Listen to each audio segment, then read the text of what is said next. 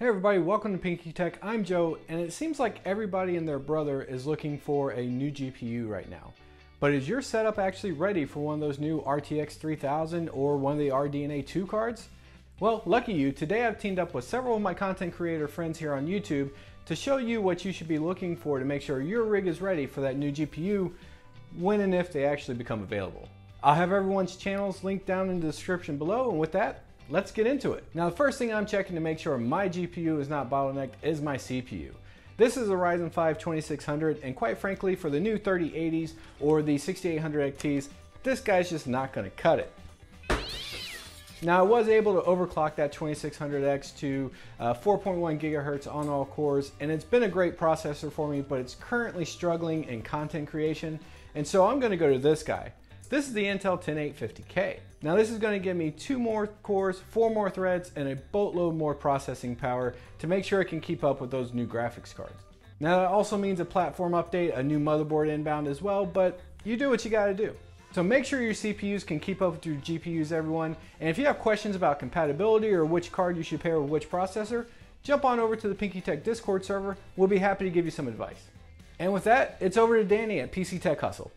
Hey Joe, thanks for the intro there. By the way guys, my name is Dan with PC Tech Hustle, and my channel focuses primarily on PC building at its core root, but also on a very budget sense.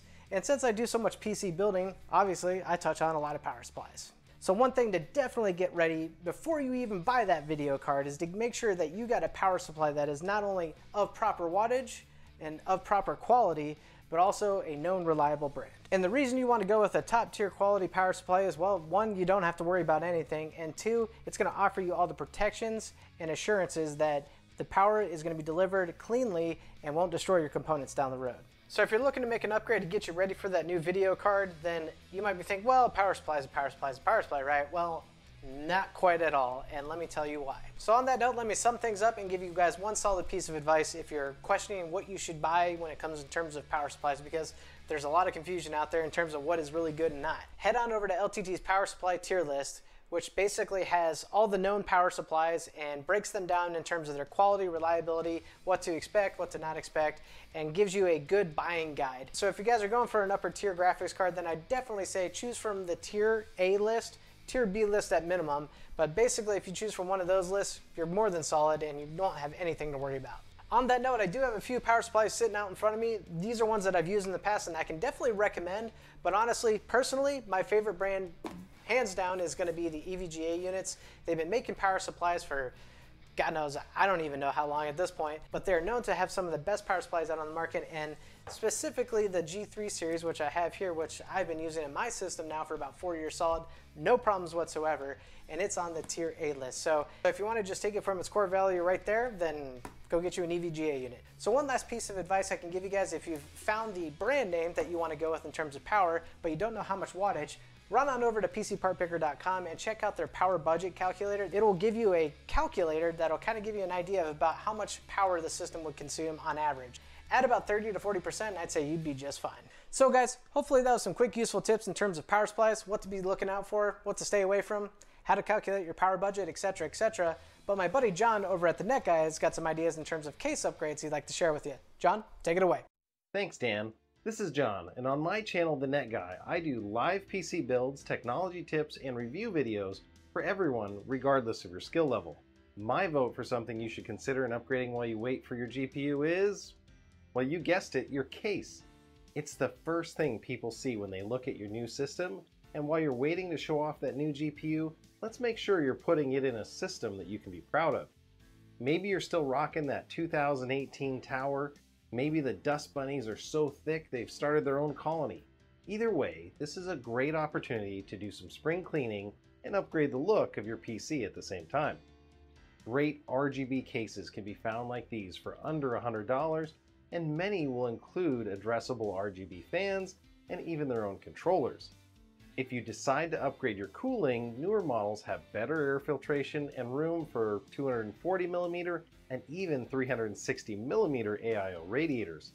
If RGB isn't your thing, tempered glass is still the rage and will give your GPU, AIO, or heat pipe cooler a chance to show off. A new case represents a new opportunity to update the look of your machine from mild to wild and anywhere in between. You can finally get that cable management just right, clean up your components, update your cooling, and it's a really easy one-day upgrade for just about anyone. That's my vote, but now on to one of my friends to share his pick. Take it away, Iggy. Hey, thanks, John. Welcome to This Bites For You. At This Bites For You, we give you advice on everything from installing a single piece of memory all the way up to building a complete PC, and in between that, plenty of technical advice. Any questions, comments, or concerns, go ahead, leave them down below. I respond to everyone. Now with that, one of the biggest updates aside from the GPU, the video card, to me is storage. So we've come a long way in the PC with storage coming from IDE, good old IDE. Now mind you, this is a 3.5 that was much larger, but this is what I could fit in my house. Back in the day of, what was it, up to 133 megabytes per second. Then we evolved, we came to SATA. SATA allowed us speeds up to 200 megabytes per second on a mechanical drive. So then from a mechanical drive, we went to an SSD, which will give us speeds of up to 600 megabytes per second. We're blazing at this point. Coming from the mechanical drive and even the SATA drive, taking minutes sometimes to get into a stable state of Windows, now into seconds, literally seconds. And then we've evolved from even there now to M.2 SSDs up to 7,000 megabytes per second, at least so far. That is incredibly impressive. Now, we have not only speed is amazing.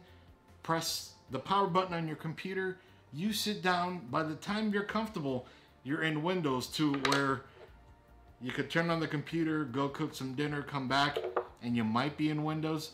But now, turn on the computer, sit down, you're in Windows, start typing, doing some work, playing some games, editing some videos like this. Everything's quick. Aside from quick, capacity. This drive, a 200 gigabyte drive.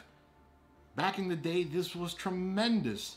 Now, this little teeny tiny thing is 1 terabyte. 5 of these right in here. That's impressive. But anyway, enough with me and the storage. I hope I have helped you on that. But now let's go over to my friend Mukul and see what he's got in store for us. Over to you, Mukul. Well, thanks Iggy, and hey everyone, this is Mukul, and like everyone else here, I also run a tech channel which mostly focuses on product reviews consisting of both PC components and other consumer and tech products like laptops, smartphones, headphones, etc. So yeah, basically everything slash most of the things. So the one crucial peripheral you could buy or upgrade whilst waiting for a GPU can be one of these high refresh rate IPS gaming monitors, which have gotten quite affordable now, and sometimes you can even find great deals on them. I mean, you could just wait and get the GPU and maybe buy a monitor alongside with it. But it's kind of wise, if you see a good deal on them before you buy your GPU, then you should snatch that deal and get that monitor to your home. This will definitely be a huge bump or upgrade if you're still using a 60Hz or even a 75Hz monitor right now. I mean, most of the 144Hz and even faster IPS monitors now are performing great in terms of lesser ghosting issues on the panels. And their sRGB, ARGB and DCI-P3 color gamut coverage has improved many folds too. Well, this means that with this new monitor, not only can you have an awesome time playing a lot of competitive FPS games, but if you are into graphic designing or if you really value colors on your display for general media consumption and whatnot, then this upgrade feels really crucial. And if you are one of those ultra competitive gamers who have eyes of an eagle on their face, then checking out the 240 or even 360Hz monitors might make more sense.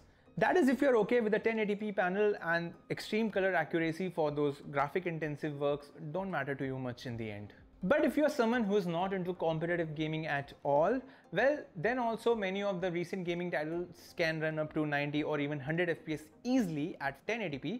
And many of these titles can even cross 80 or 90 FPS at 1440p resolution too. So if you're planning to get a mid-tier graphic card or even a beefier card, especially when they are available at their MSRP or at least close to their MSRP, well, I mean, it's not a bad idea to have the monitor ready for that yummy graphic card which you might get later. So here's hoping this made any sort of sense to you, and now over to you, Joe. So I hope you guys had as much fun watching this video as I did making the video with my friends here. Do me a favor, make sure you visit all their channels, leave them a comment, subscribe to them if you like their content, all that good stuff. And then also, if you come from another channel and found me, please make sure that you leave a comment down below, and please look around and hopefully you subscribe and join the PinkyTech Discord if you're into that sort of thing as well. But guys, that's it for me. I appreciate you watching as always, and I'll see you in the next video.